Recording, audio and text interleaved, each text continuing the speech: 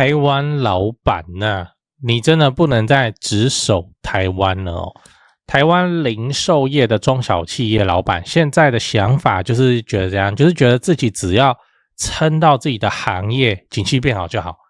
哦。毕竟台湾现在股市这么赚钱，人民买股票口袋都有钞票，对不对？有吧？你应该也有吧然后他就想着自己的零售业的生意、品牌商的生意自己在那边苦守寒窑，然后想着说没关系，股票那么多钱那之后大家就会慢慢花钱花到我这里来了，那我的生意就会变好了所以策略上就是怎样，就是以不变应万变，就是撑到自己家生意变好之后就会好过了。大家都是这样想而且从来过去都是这样子走过来的，对不对？这次也没有什么不对，那就继续撑。但零售业品牌商中小企业老板的梦魇是什么？是中国的商人已经带着低价的供应链杀出海外，而且这是国策等级呢。我们家的零售业老板们还在想办法怎样比同行卖的更便宜在小小的岛上斗价钱，斗得不要不要的，这真的不是什么好办法但零售业老板现在都深陷其中，无法自拔。你觉得钱难赚，真的不是错觉现在台湾最明显的成长红利集中在哪边？就 AI 供应链嘛。但大量的内需型零售业中小企业老板感受到的是什么？感受到的是客人变少，成本变高，利润变薄白话讲就是生意现在是越来越难做的状态然后他还以为是自己的问题其实在我看来，我们商业环境的体质已经悄悄改变非常多了我们现在看到股票4万点以上，每天的成交量都在新台币1兆以上，台积电2000多块。我们台湾现在正在经历有史以来最繁荣的时刻，甚至换句话说，叫台湾现在是有史以来最有钱的时刻。可是事实上，这只是爽到一部分的人而已，你知道吗？也就是 AI 供应链的工作人口跟那个股票有买对的人，其他广大的劳工其实都没有享受到 AI 供应链带来的红利除非他有去买股票我说庞大的劳工嘛，庞大有多庞大？根据行政院主计处6月23日的官方对外新闻稿，这很新6月23公布了国人115年5月就业失业统计结果你看我划线的地方，我用红字我直接写给你了。好，目前台湾的就业人数 1217.9 万，那我就直接算1218万人1218万人有工作，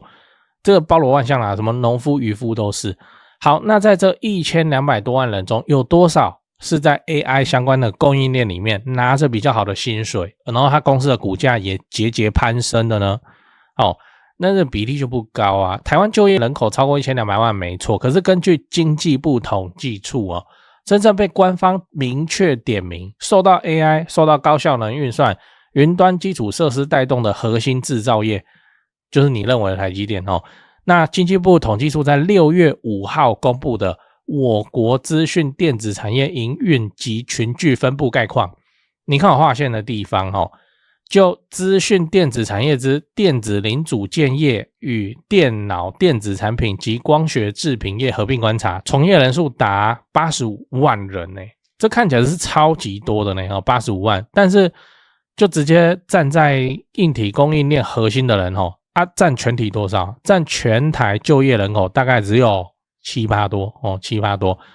而且我这已经算很宽了这85万人里面不是每个都是年薪300万的 RD 里面还有生产线、行政、品管、仓管、厂务等等各种职务都给他算进去了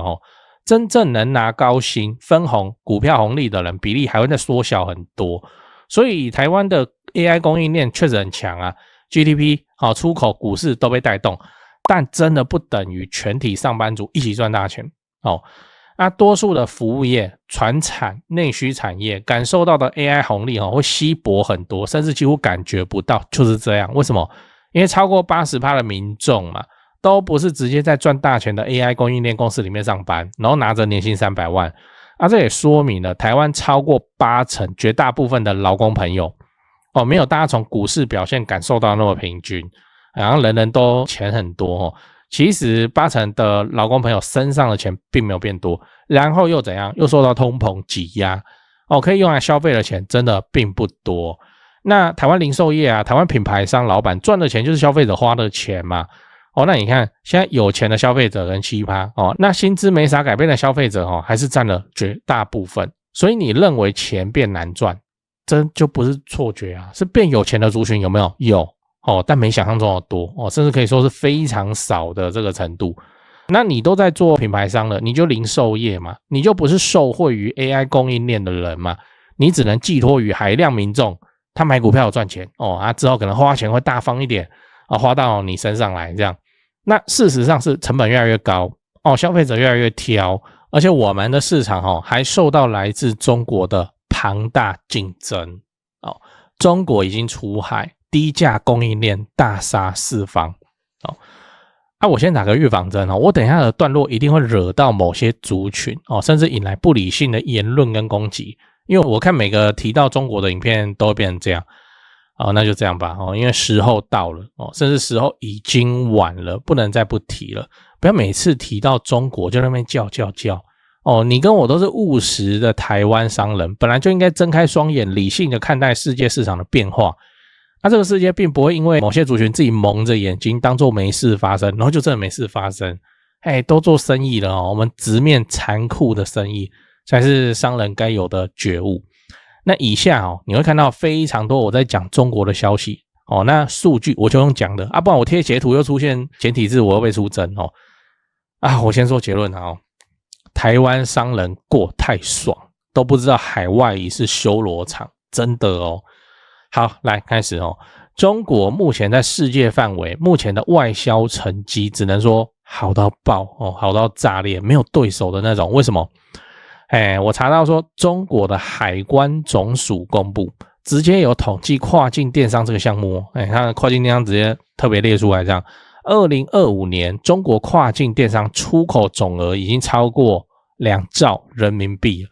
而且我帮你确认过了其中 97.3% 为日常消费品就衣服包包鞋子珠宝配饰然后什么办公电器然后什么配件手机电脑手机的话手机壳充电线这种的这是跨境电商，意思是它出去是包裹，不是什么风力发电机组这种 to B 的东西这样就超过2兆人民币，这台币快10兆了呢。而且它还在成长中，成长的幅度也是很惊人。我想说体量那么大，成长应该趋缓，没有，还在成长2025年说这个跨境电商出口2兆人民币，你换算台湾一年做跨境电商就给它做到快10兆新台币耶，体量这么夸张。然后2025年还比2024年增4.8%，这么庞大的基础，一年还可以加5%，很恐怖嘞。而且这是2018年以来美国贸易战以下做出来的成绩非常夸张，非常厉害。那为什么可以这样呢？因为中国制造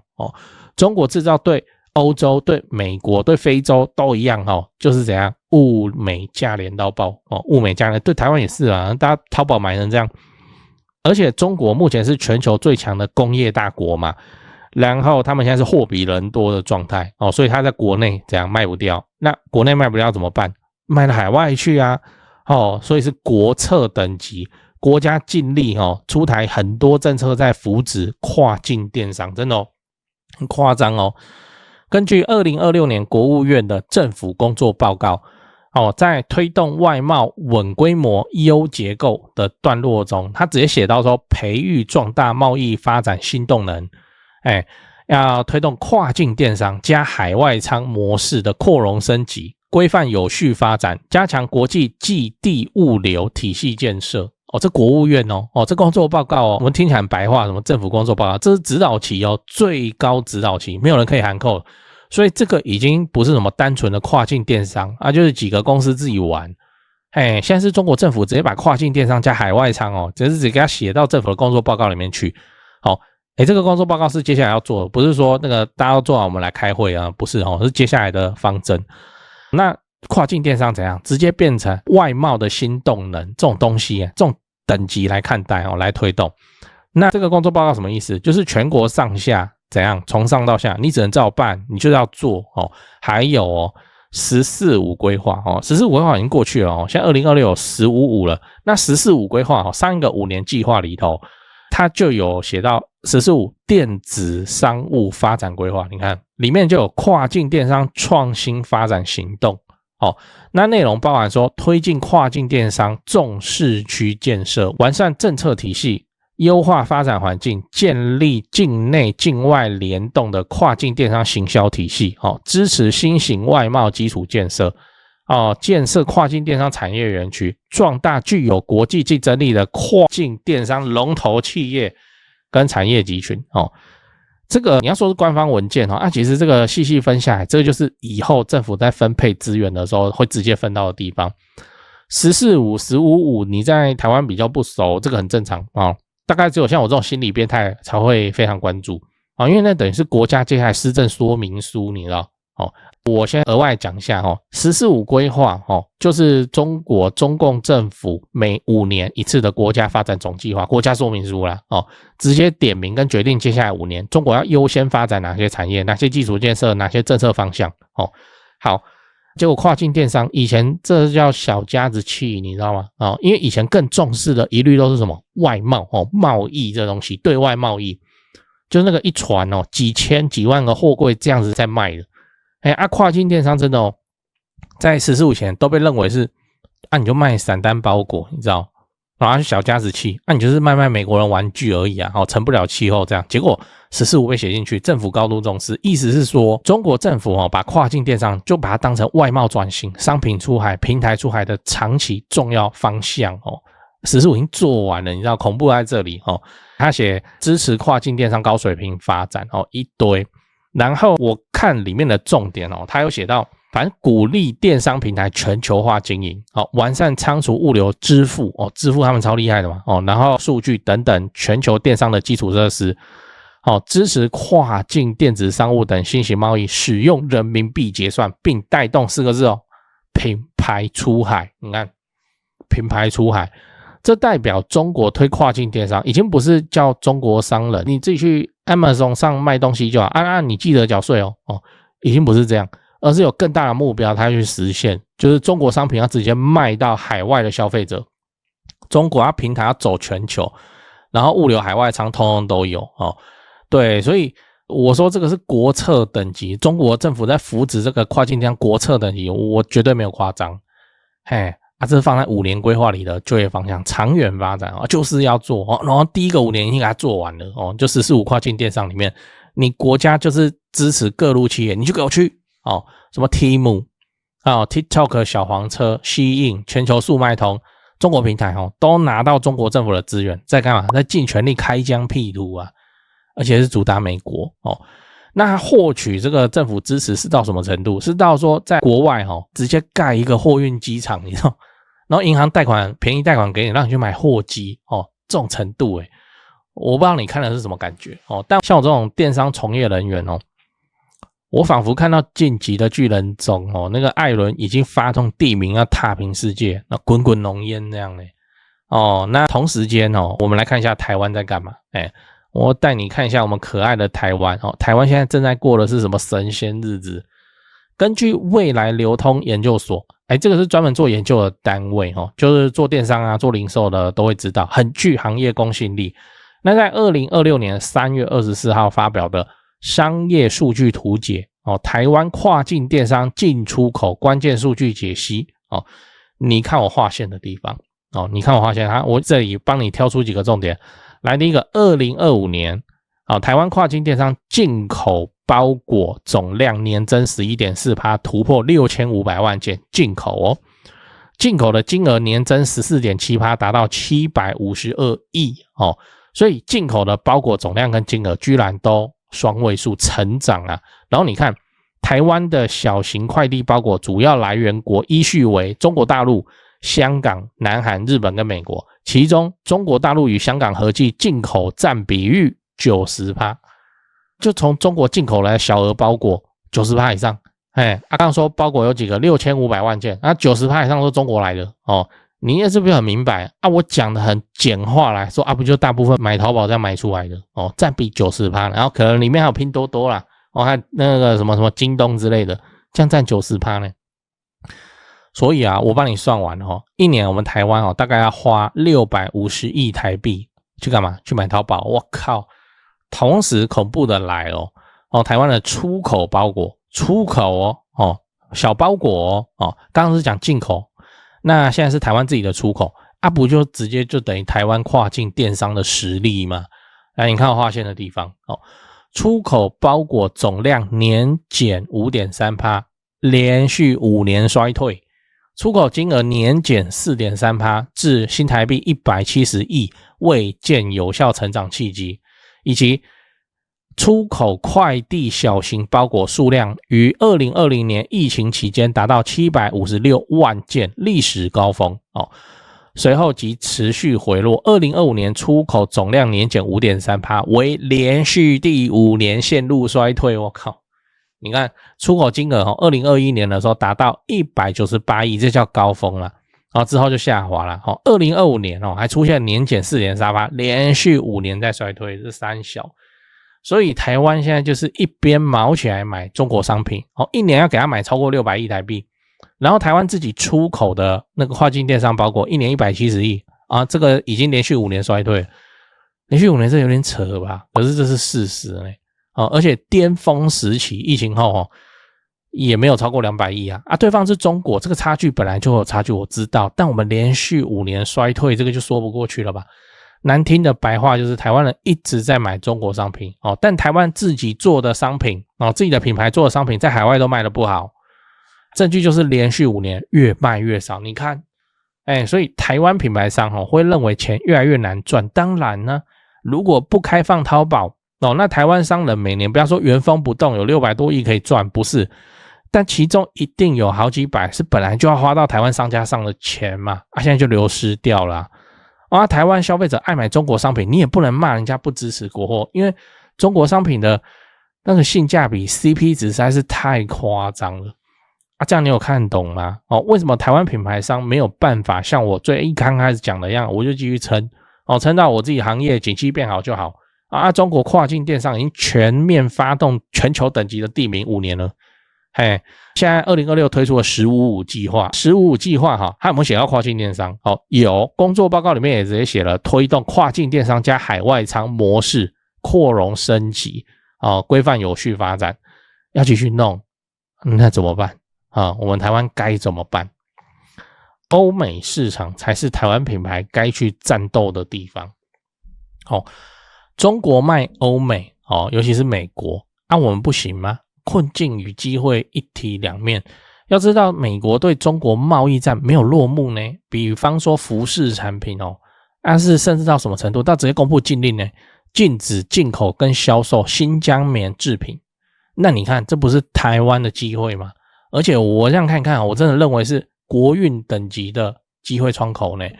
就利用美国对中国的贸易限制不就趁现在递补上美国消费的缺口这不就是台湾商人现在最应该做的事情吗？我说的不是台积电晶片而是一般的跨境电商那为什么要直接去挑战欧美，而不是去中国市场像馆长一样这个就是另一个话题我会说直接出海欧美那最直接而且最重要的原因就是来第一，美国贸易战会打开一些对中国不利可是对台湾有利的窗口，真的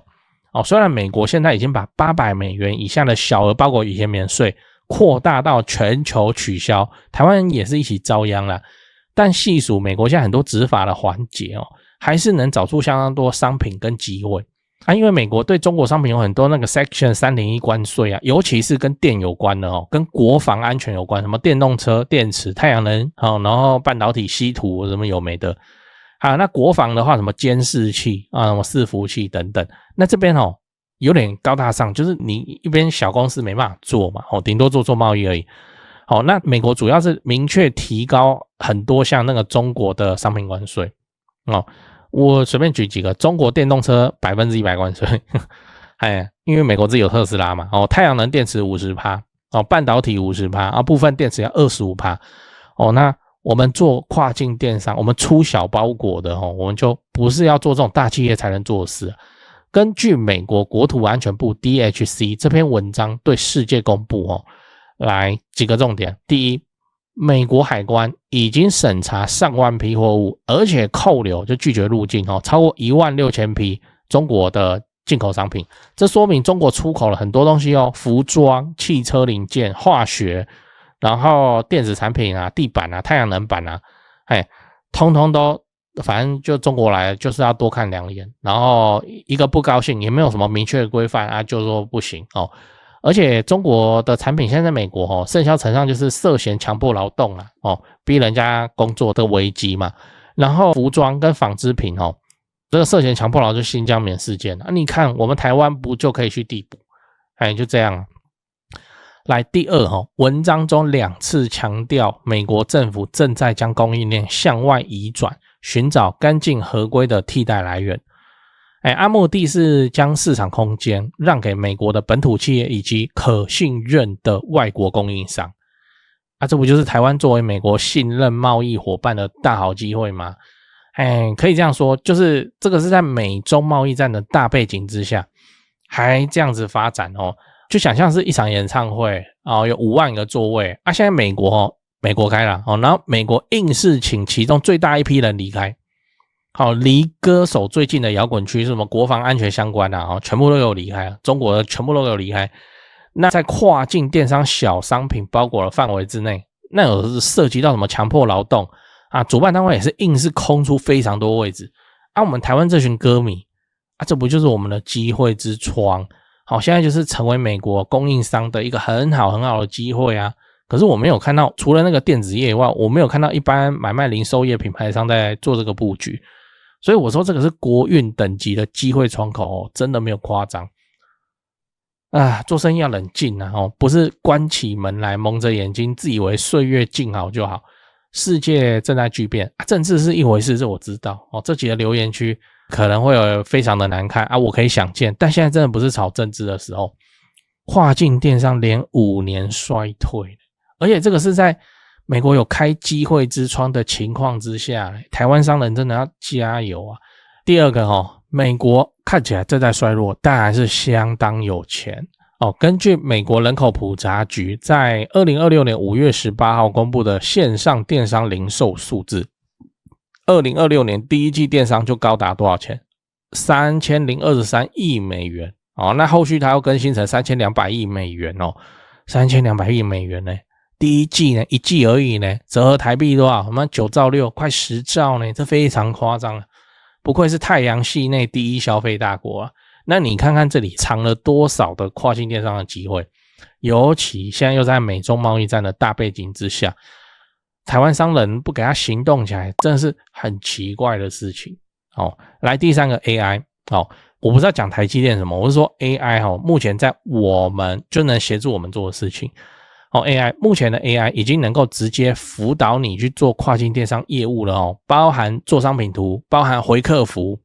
甚至你就说你想在美国亚马逊上架台湾的商品来卖请他去评估市场机会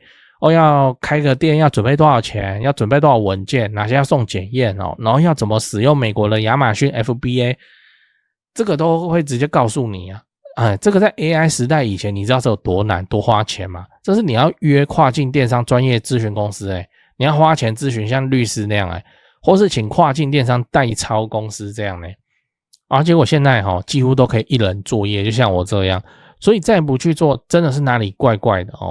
AI 时代台湾人一直以来最自卑的就是我英文不好，对不对结果说跨境电商你全部敲键盘，1年下来都不见得可以讲到一句英文我却很少看到台湾商人往这边出发，反而更喜欢留在岛内互打奇怪，台湾市场小也是大家在讲的AI 可以做一人公司也是大家在讲的既然这个道具都齐全，怎么继续蹲在台湾在那边斗价钱，在那边嫌生意难做这不就像一个宅女整天喊交不到男朋友，可是她连门都不愿意走出去台湾商人在期待什么？普发1万普发10万那具体要怎么做？我也帮你列出来。我这个影片我尽量拍的就是我思考并提供可以直接落地执行的技法尽量少一点那种高大上的政治正确的废话。如果你看到这里认为还不错，请订阅我这个频道，让我有动力继续拍影片继续跟留言区吵架这样。好，那具体怎么做？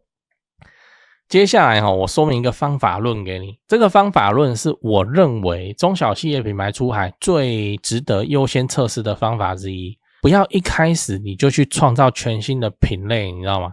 你就先去找这个全球大卖的商品然后看它什么东西搞不定然后去做这个东西用小成本测试周边配件。你就先用这个方法，然后摸进美国市场，真实赚到钱再说了来，明星商品周边策略明星商品的周边，这个周边配件方法论是我从我前辈那边学到的来，先说结论，什么产品大卖，那你就做它周边配件就好，它的生意越大，你的生意越好。讲完了好，我把它仔细展开来讲一讲就是明星商品开发周边是怎么样这个东西是这样，就是它比你要从零开始创造一个明星商品的生存几率要高非常非常的多，非常非常多。人家创业在那边负债千万，在那边九死一生，就是想要直接开创品类。我跟你讲，这不是不行，是你生存的几率超级之低。比方说你从零开始，你要创造出像大疆无人机这种热销全球战场的明星商品，不好意思，你人在台湾，我跟你说你 99.999% 你都做不到因为研发资金跟资金消耗跟台湾市场就养不起你嘛，你还没长大你就挂掉了那你就呼应了台湾市场小的这个都市传说嘛。好，那我的明星商品周边方法论的精髓在哪里？在不用再验证市场了因为人家帮你验证好，你知道这有多好吗？那个主力明星商品它已经安全的度过创业阶段，而且它每年正在向全球花费数十亿美金在那边打广告，这都是你变相可以蹭的资源做明星商品的周边这样而且可以实现来，第一，降低研发风险你0到1发明新产品，你失败率 90% 以上嘛。但如果你是寄生在 iPhone 特斯拉IKEA 这种年销量数百万数亿台的这种明星商品身边，你去做它的配件就等于什么？等于部分的行销预算就大品牌帮你出了嘛就是这样嘛。按那个市场调查不用调查啦，你就看它什么卖得好你去做它的周边了它都帮你调查完了来，第二个，精准切入痛点，就大明星他不会什么周边都自己生产制造，因为没合他要去开一条生产线去做，他现在就要忙他的主力事业，他就没有空去做周边那留下来这些市场空缺就是我们台湾商人出海的机会嘛。我举个例子比方说 IKEA 洞洞板，这你也买过吧，对不对？它不是也有出洞洞板上挂钩这些你觉得那很好用吗？是不是很容易掉？你拿个东西它就一起就会带起来，每次还要压回去很烦嘛。然后它功能也不多，就几个零配件这样。那难道 IKEA 不知道它的洞洞板挂钩很容易掉吗？当然知道那你要它怎么办？他现在要直接开生产线，然后直接生产，然后直接卖向全球，那卖不掉再来做清仓，你要他这样，他就不要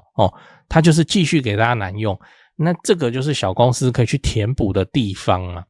那买 IKEA 洞洞板的人越多，我跟你讲，你的潜在顾客就越多，而且几乎不用打多猛的广告呢，反正有买的人自己会找来看配件方法论就是这样就是专门做大公司看不上的小而美的生意就专门做明星商品填补不了的痛点，你就可以活了，而且活得不错。这个就是跨境电商生存几率高的策略我很敬佩我前辈这种方法都想得到，而且执行得出来。而且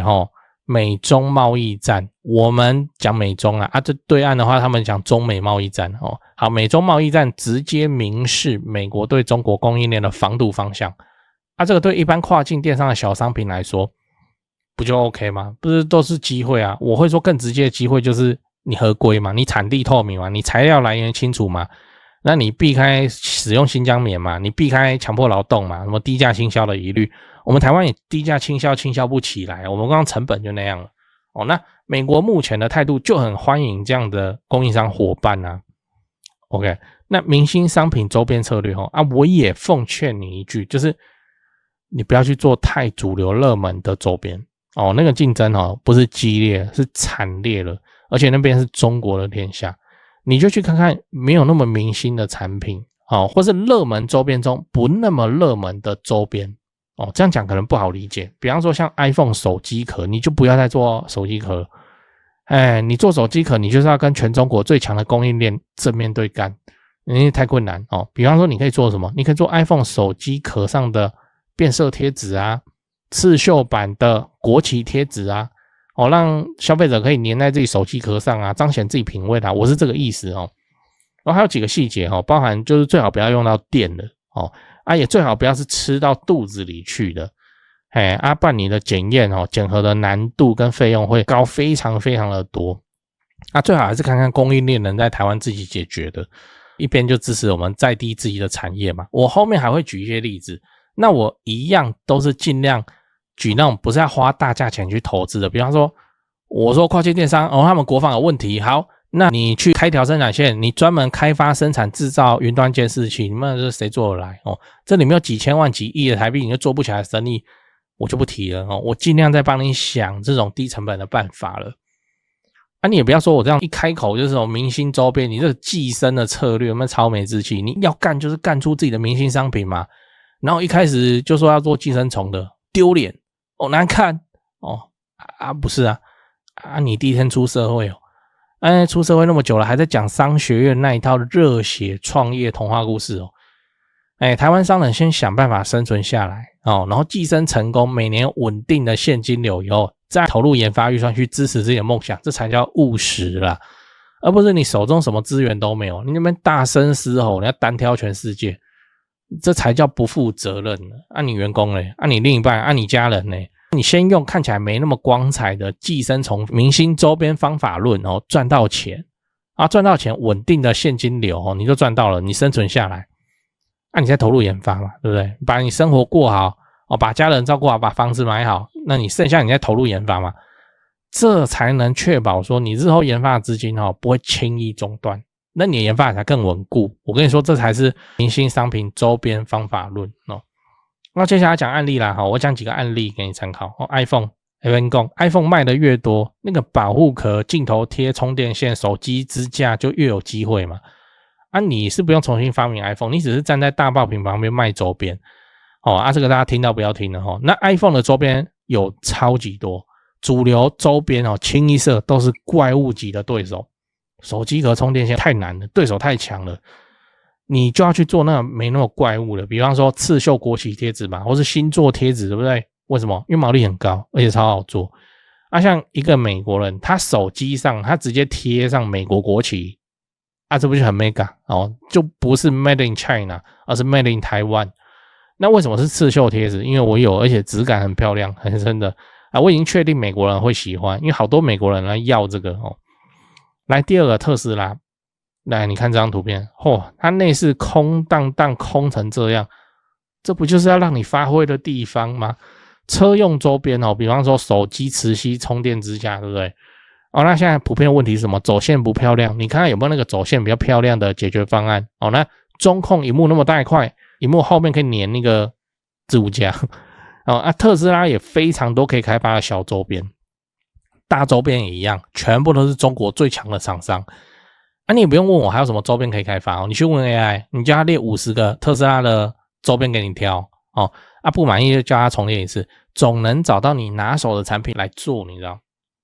第三个 IKEA 明星产品配件， IKEA 洞洞板配件嘛， IKEA 洞洞板卖到全世界但被常常诟病的就是它配件不好用，那你可以开发更好用的对不对？比方说更不会掉的比方说可以放手机的，比方说上面有磁铁可以吸钥匙的，全是机会，你就卖一个组合嘛，然后这一小个组合大概什么$29.9之类的，那美国人会买$29可能都太便宜了那这全部都是机会那你看同样的就是说洞洞板这件事情，你是做 IKEA 的洞洞板比较特别，它的洞是直的，一般我们外面洞洞板洞都圆的嘛好，那你看那个 IKEA 的洞洞板它已经卖到全世界，而且美国人很多的家家户户通通都会放。那你看假设你今天说要创业，在台湾说要创业，你说我要做洞洞板，比 IKEA 更好的洞洞板卖往美国，我要创业，我要资金，你们来投资我，谁理你，对不对？这个就是明星商品周边策略容易成功的地方。再来下个例子，扫地机器人，你自己看哦，你是看为了这张世界杯球员的产品宣传照片，他要花掉多少钱去买那个肖像权啊？这不就是你可以蹭的地方吗？比方说原厂耗材很贵，你开发平替哦，水箱里加清水，大家都是这样。那你就开发什么实木地板浓缩清洁液嘛，就是那个扫地机器人扫拖机器人哦，不上木地板的哦。那什么加有宠物的地板清洁液，就猫猫狗狗不小心舔到它也不会怎样的哦。啊，当然哦，这个跟宠物有接触，跟人体有接触，这个法规就不一样啊。比方说污水箱防臭定，丢一颗进去，那个污水箱都不会臭哦之类的。啊，什么更好的集成盒啊之类的哦。扫地机器人这已经是全球明星品项。那你就是开发那个热门款式的周边嘛，那是不是变成说它卖的越好，你生意越好，对不对？好到你赚钱赚到不知道怎么办呢？这不香吗？再来洞洞鞋哦，这我抓的啦哦，因为这个已经在西印上卖的不要不要了。同样的道理啊，你可以走可爱啊，这看得懂吗？是鞋扣哦，就洞洞鞋上面不是有洞吗？然后就可以塞自己喜欢的那个吊饰进去哦，就有卖这个东西哦，鞋子在用的扣子哦。那同样道理啊，你可以走可爱风，你可以走联名风，你可以走搞笑风啊，你可以走台湾风格的装饰小物啊，这当然就是中国的强项哦。那我说这种小商品啊，那你就包装故事上价值嘛，让欧美消费者愿意买单。比方说你就出一个洞洞鞋鞋扣，然后说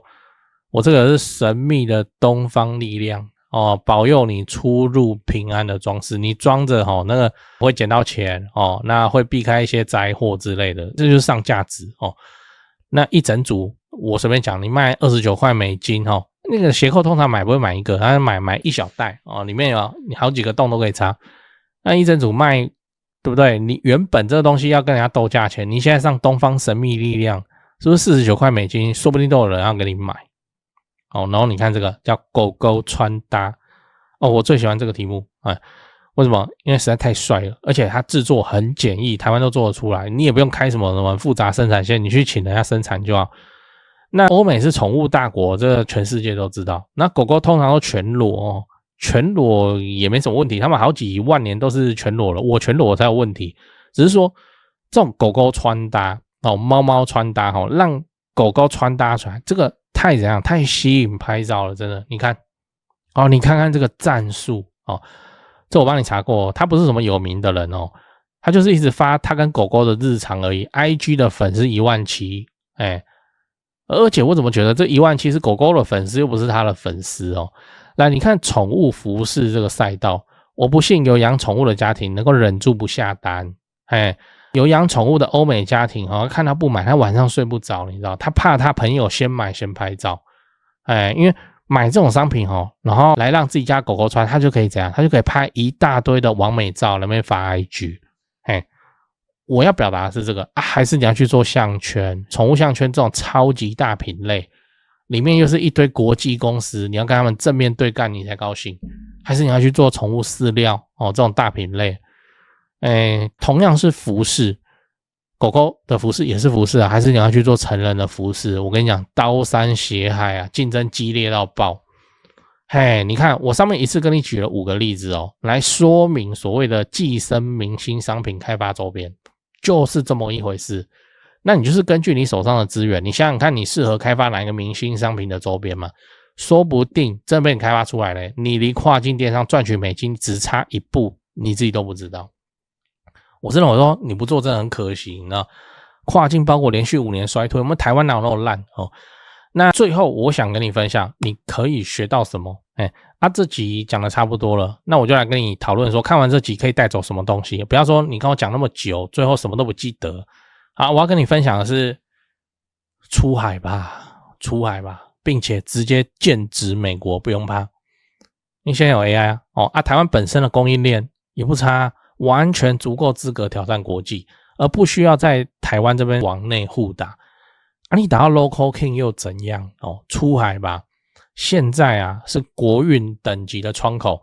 美中贸易战给了台湾供应商机会。而且现在是你人生大运的时刻，你现在有 AI 可以协助你处理跨境电商大小事情那我也直接帮你指出了那个明星商品周边方法论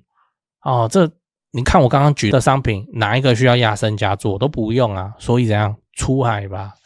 出海吧。我们台湾商品很鸟吗？我们台湾品牌很烂吗？我们不够资格挑战美国市场吗？哪有？台湾 B2B 超强嘞，像台积电这样，那 B2C to C 嘞，对消费者嘞，讲了好几十年，还在讲国外对我们的印象还是珍珠奶茶、小笼包，顶多加个凤梨酥。那用品嘞，生活用品嘞，来自台湾的优质商品嘞，美国现在又没有不欢迎我们，美国现在是不欢迎中国，他没有说不欢迎我们，单纯是我们固步自封。面对中国商品每年往台湾卖600亿以上，我们台湾自己的市场正在被中国商品挤压，那你还不出海？那边有窗口啊，那边现在是对不对？这个美中贸易战也是啊，打下去，然后中国就必须要往外走往外走就打到我们自己台湾这边，然后美国的那个席位空出来，你不赶快去补，整个逻辑就是这样啊。要快还不出海，动作快一点，出海吧。祝你顺利发展出新的市场、新的生意。那今天的分享终于讲完了就到这边。也欢迎你底下留言分享，你有没有听过什么精彩的跨境电商案例？我们一起来研究，看看怎么做胜率比较高。你的留言我都会看然后我这个频道有开通 YouTube 频道会员功能，请你直接刷信用卡支持我，让我可以投入更多的钱跟时间，把节目做得更好。我顺便平衡一下那个剪辑制作成本。把商业世界中人家做生意的成功之处或失败之处我都拆解给您看，失败我们就避坑，成功我们就模仿。电商偷你城帮你做功课系列，值得你加入频道会员。祝你开始赚美金，顺顺利利。讲八卦讲八卦一，外贸跟跨境电商的区别。都在讲跨境电商，怕你不知道什么意思。那个外贸以前在讲贸易嘛，那外贸跟跨境电商同个东西吗？是也不是。外贸做生意的对象是 to B，就是比方说最简单的，你出2个货柜给美国某一个厂家的咖啡豆你就这样出给他，这个就是贸易，国际贸易。那 to B 嘛，那生意的对象是什么？长期经营可累积起步非常难，难如登天。为什么？因为人家长期跟你订货以后，他不会轻易的换，你知道你现在一个新来的，你面对的是人家长期订货，你要把它挤掉所以这里有问题，起步经营很困难。但是你就慢慢做累积出几位不大不小的客户，也不用什么大公司跟你订，你就不大不小，可能每个月3个5个客户会持续跟你下单，就这样就好，你全家就过好日子。真的你自己看，你那个同学家里面很多那个爸爸妈妈那一代就是做外销的，就做的都不错家里都房子有很多间，就这样来的。那跨境电商做生意的对象是 to C to C 就直接对消费者。刚刚是外贸嘛 to B 这边是 to C 那就很依赖市场啦爆品一阵一阵的，那就会非常依赖你的选品的眼光适合什么？适合起家啦起家啦，适合你先做有赚到钱，那你日后要怎么样继续去开发更多的爆品也可以。那我会更建议是你往供应链整合前进，逐步要把自己变成说你手上有 to C 生意，然后升级成一个外贸公司。因为外贸公司才是稳定长期，它不会像那个现在超流行什么，那你就卖，你就有赚到钱。然后你赌错怎么办？一屋子的库存就变成这样。所以就是做稳定的贸易就好。来，八卦2国货出海这件事情不只跟老板有关，跟一般民众的影响也很有关系。你看我们台湾的品牌出不去，影响的是什么？台湾的工作机会台湾的薪水年轻人未来能不能待在台湾赚这个比较好赚的钱还是要怎样离乡背景我们现在有 AI 这个第二大脑，它不是说完全不会出错，只是说以前要花很贵的时间跟资源才能请人来帮你做这件事嘛。那你现在就有 AI 可以让你问，然后一直问到爆这个还可以一次像我都多开好几套，然后怎样交叉验证，然后看这个东西讲的有没有唬烂我是不是正确的，那大概没什么问题就可以上，就是这样现在有 AI 这个第二大脑呢，是怎样？是有机会实现你在家里遥控你的跨境生意。现在台湾年轻人是不用背井离乡离开台湾，然后出国去生活干嘛呢？有这个机会，所以赶快行动起来AI 的时代真是我们每个人的人生大运，而且把它利用起来那没有多难，真的没有多难，就是你醒来你看一下那个要怎么回如果收到 email 的话，问你什么问题，一样是丢给 AI 你完以后再回复给他你发那个美国的 IG 或者什么底下不是有翻译可以按然后一样都是问 AI 看怎么样去帮你回，比较得体才不会延上这样。八卦3就你没有赚过美金，你不知道这其实没有很困难。我们本来就是这样，没有做过是没有经验，就觉得说哇超难的。你去问那些做到的人，就也还好吧就是这样。以前不会英文，你要赚美金，那寸步难行那现在有 AI 情况缓解非常非常的多，真的是非常非常的多。你也不用来问我我没有卖课程，我也没有接顾问案什么的，我都在忙自己的就是有空来拍拍这个影片给你看这样。所以先问问题你就先问 AI 啦做初步的判断再说啦。要怎么去美国，你要怎么在亚马逊开一个店，你的商品要怎么先寄存到他的仓库，要花多少钱都问 AI。那么这个问题可能已经被问了10几万次，所以那个回答起来这个错误率会大幅下降，没什么幻觉的机会。你就去试试看真的去试试看，找个什么商品先启动再说，赚多赚少不是重点，重点是先把这条路跑通。八卦4，立即可执行技法。我很认真我就这样帮你想想说讲那么多高大上的东西那有没有立即可执行的？有真的有我还帮你分2个市场，来内需市场里头立即可执行跟海外市场立即可执行要怎么做。来我先讲内需市场。内需市场现在今天影片都在讲出海啦但是内需你现在人就在台湾嘛，那还是要顾一下台湾自己的生意。内需市场你可以怎么样去增加曝光，增加销售拍抖音影片这个就不再多提了，大家都会拍抖音影片你要这样理解，就是说你投广告花行销预算，然后你我乱讲花10万块，可能台湾有30万人看到你，只是看而已还没有买就曝光之类的。好，可是你影片拍得好的话，莫名其妙一个晚上50几万次播放你花多少钱？拍影片的钱跟你的时间你厉害你就自己拍自己剪那你不厉害的话，不是有一堆外面会帮你拍短影片短影片的公司也是最近很夯的东西拍抖音的影片作为一种拓展客户的手段。 OK， 这是第一点。当然第二点真的你可以试试看，如果你是门市你是街边店的话你可以试试看是什么？开工作中的直播开工作中的直播。而且这就不只是街边店你饮料店也可以开工作中的直播是这样，就是你这个直播台也没什么好看，也没有什么主播，反正就是在拍一个可能镜头由上到看你怎么安排，因为那个中国超多人这样子做，你就学嘛，这东西没有什么专利的问题由上往下这样子拍，然后就正常的接待顾客拍这要干嘛？也没干嘛，就是一个参与感。然后真的会有人刷礼物真的会有人怎样怎样 OK， 然后怎么样？我想中国这个是很成熟的套路他就是请那个想红又不红的小网红来摇饮料真的就叫他摇饮料，他也是店员就要摇饮料，然后同时在直播还会讲话，对着镜头讲话都没有没的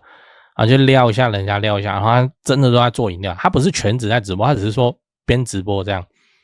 你自己想想看，一间饮料店我们上班上着没事我们看一下对不对？看一下他也在努力上班，当然这个面貌姣好，然后胸部很大什么，看他们以后一定要订哪一间，就是订这一间有什么问题没什么问题就是这样。所以工作中直播还能取得很多效果，比方说我就不怕什么我厨房不干净以前你看你现在你要讲你厨房有多干净，你要付出的成本，要拍影片你要干嘛？你现在直接拍给人家看，人家说哇这么赶直接拍这个后厨给大家看那就 OK 嘛在工作中直接弄直播。像我去中国的时候也很多就是怎么样，就是它是一个花店我也不知道为什么有这种生态，反正就是超市里面的一个花店，然后直接拿着手机，我还以为他路人直接拿手机直接就在直播。我们现在多少多少多少哪边可以送什么，直接开直播直接讲现场一个手机也没什么补光灯这种东西就直接在直播直接讲。所以工作中开直播行不行？完全可以可以照搬。那我们台湾就我不要露脸，我们什么什么，现在要红有多难那网红都比狗还要多了，要红多你还怕露脸所以工作中直播看怎么样利用起来，这个要展开又是额外好几集了，所以我就先说到这边。工作中直播好，那海外市场的立即可执行有怎样？我们现在要做跨境电商哦，所以你就是要有2个东西要处理好。第一个叫品牌官网，第二个叫那个通路平台。你说品牌官网谁会看？我跟你讲，美国人会看。哎，真的，我们台湾人自己不看。台湾在做品牌官网，大概谁在看？同业、竞业在看哦。但美国真的会去查你这个公司怎么样？好，品牌官网，品牌官网自己也可以卖啊。对不对？那你卖，你是不是要打通很多的金流跟物流，跟当地仓库的问题？你找谁？找 Cyberbiz 哦 ，CYBERBIZ。好，你找 Cyberbiz 去了解海外跨境电商执行的具体落地的流程是怎么样这是品牌官网的部分。那通路平台也不可以放弃，通路平台就是美国亚马逊。你去上架美国的亚马逊。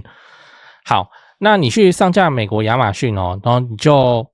我跟你讲，有一个很奇特的东西，就是美国亚马逊他们很重视、很珍视他们的商品销售的评价，那个是一个商品的资产。所以你去看一些历久不衰的那底下那个评价都有附照片啊，有些有影片啊，怎样的好几十页、好几百页你想看这个文化，你去看书你随便找一本美国的畅销书，你去看它底下的留言，就是这样。那你那个东西也要经营那你这样子就慢慢经营。你说曝光怎么办？你可以直接买亚马逊站内广告。这是一点不然行销的话，你就 FB 也要弄 ，IG 也要弄 ，X 也要弄美国都看 X 就这样。然后 TikTok 也开始拍，慢慢就这样子做。你说我会不会讲英文 AI 呀？我靠，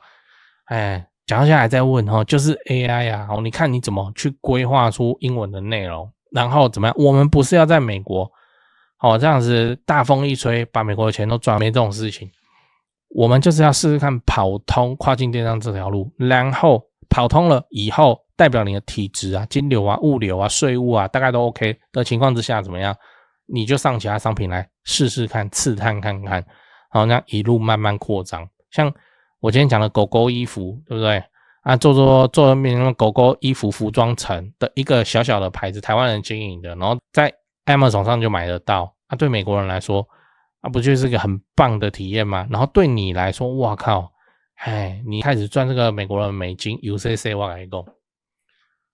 今天这集真的是讲的比较久啦，那真的我要怎么说？出海吧，不要在这边往内互打。你看我们现在很多那个直播网络卖货的直播主都在讲什么？我最便宜，我最便宜。你便宜这种生意谁不会做？那国中弟弟都会做，摆一张桌子放人家产品5折还有没有3折你看这谁不会做？那个生意困难就困难在说你要怎么拿到高的附加价值，你要怎么卖出高的价格嘛，这才是技术嘛。